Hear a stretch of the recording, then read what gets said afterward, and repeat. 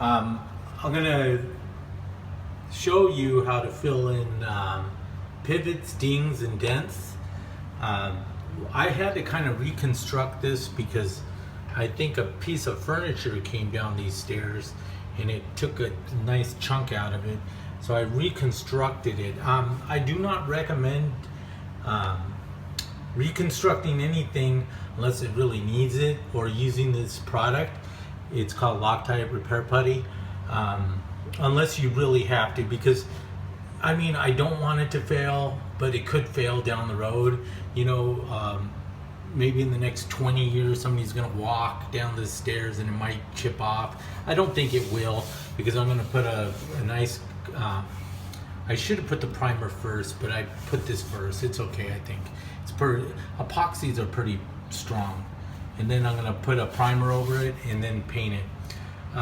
That's what I recommend. For my side, there's a lot of dings, divots, and I'm gonna use an easier product called Crack Shot. They sell this at Home Depot, Menards, DAP, and I'm gonna fill it in.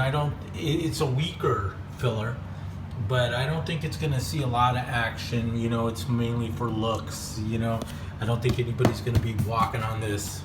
I mean, they could bump into it and it could chip off, but the odds are very minuscule. Now the stairs are a different story.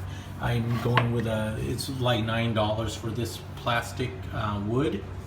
And when you're done with it, seal it good, because this dries out really fast. And I'm gonna show you what I'm doing here. Now that I knocked down these stairs with 40, most of it, I'm gonna use this wood filler. And I use these cheap things, so I don't have to worry about them gumming up. Good blades.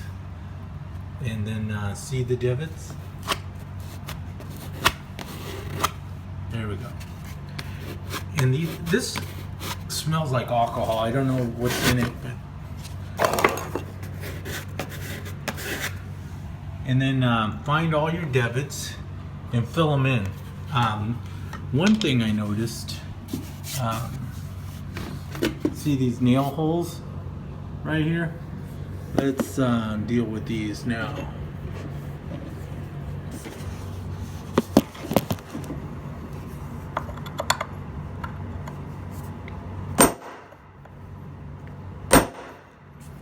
Get that in.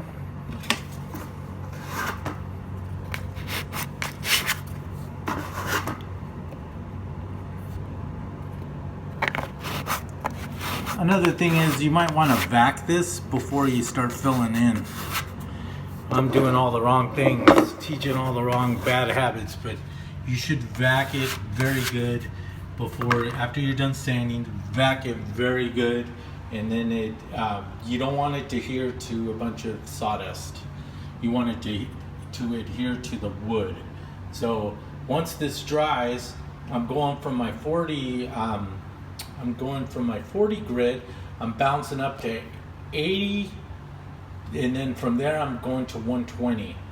That's my game plan. Sometimes I don't follow it, but you want to go within those perimeters. So like I said, you can get this at Home Depot, Menards. Use the good stuff for the stairs.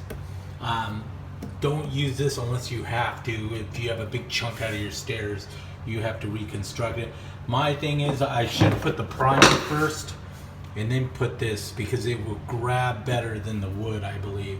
Or what you can do is, another process is use that liquid epoxy and brush it on, let it dry, then you can put this over it. Sand it where it has some grip action, and then put this Loctite over that. That's another process, and I think that would be better than the way I did it, but I think it's not really a big chunk.